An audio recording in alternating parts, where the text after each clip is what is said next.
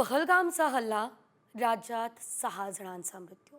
संपूर्ण राज्यभरात शोक आणि संताप आहे. मुंबईमध्ये ठाकरे सेनेनं सुद्धा आंदोलन केलंय.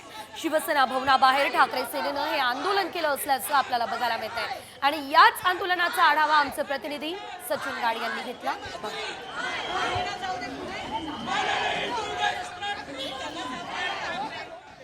पहलगाम येथे झालेल्या दहशतवादी हल्ल्याविरोधात ठाकरे गट हा चांगलाच आक्रमक झालेला आहे. आपण जर बघितलं तर दादर परिसरात सध्या ठाकरे गटाकडून निषेध मोर्चा काढण्यात येतो आणि मोर्चामध्ये मोठ्या प्रमाणात ठाकरे गटाचे कार्यकर्ते असतील, महिला कार्यकर्ते असतील, ते सहभागी झालेले आहेत. एकीकडे हा निषेध मोर्चा काढत असताना ठाकरे गटाकडून केंद्र सरकारवर देखील जोरदार हल्ला चढवण्यात आलेला आहे. जो काही हल्ला झाला हे केंद्र सरकारची जी धोरणं आहेत त्याचं हे अपयश असल्याचा दावा हा देखील ठाकरे गटाकडून करण्यात येतो. आपण जर बघितलं तर मोर्चामध्ये अमित शहा यांचा राजीनामा देखील मागण्यात आलेला आहे. मोर्चामध्ये आमदार महेश सावंत हे देखील सामील झालेले आहेत. मोठ्या संख्येने शिवसैनिक हे या मोर्चामध्ये सामील झालेले आहेत.